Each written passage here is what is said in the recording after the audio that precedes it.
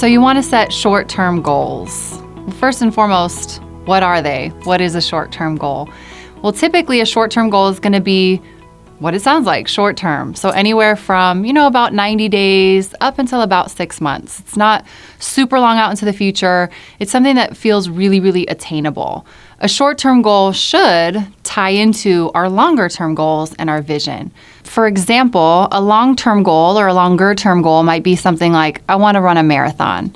A shorter-term goal in pursuit of that goal might be to get my mile time under a certain time, or just to be able to run a mile first and foremost. It's that first accomplishment, that first taste of the longer-term goal. Or let's say you have a goal to earn a certain income in a year, an annual income. Well, the first goal might be to do the things that you need to do to get a percentage of that income. Let's say you want to earn $100,000 this year, or you want to earn $1 million this year.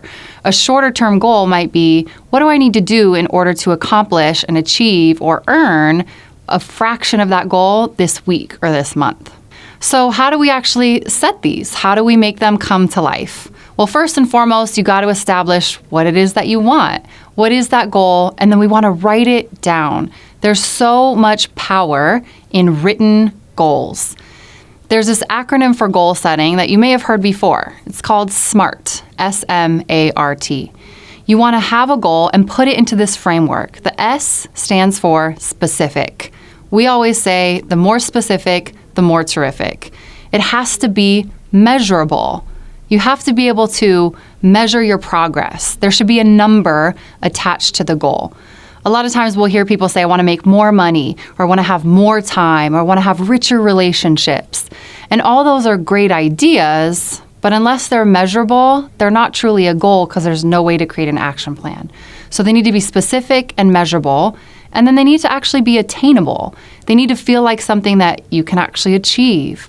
You may be the type of person that sets really big goals because chasing after them motivates you, or you might be the person that knows you need to set a goal that you can actually blow past in order to be motivated. Whichever way you're motivated, whichever way works for you, you want to make sure that your goals are actually attainable. And then they need to be relevant. They need to tie into exactly what it is that you're trying to accomplish. They need to be in association with who you're trying to become, the person you want to be, the things you want to do, and the things that you want to have. And finally, they need to have a time frame attached to them. So again, a shorter term goal is typically going to be anywhere from 90 days to 6 months, but you want to have a timeline or a deadline by which you want to accomplish that goal. Because if it's measurable, it's specific, attainable, relevant, and has a time frame, you can actually create an action plan where if you execute on it, it's almost a guarantee that you're going to hit that goal. So we want to write down our goals and make sure they're SMART goals. But how do you keep track of them? And why do you need to keep track of them? There's so much value in making sure that you're actually tracking toward your goal. And so you should be keeping track on a daily basis or a weekly basis.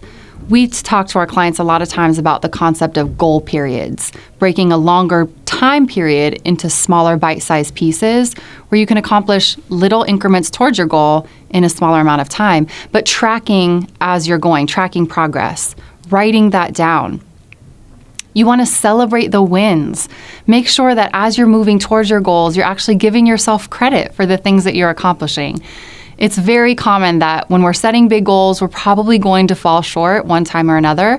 So don't be too hard on yourself, but definitely make sure that you celebrate the wins.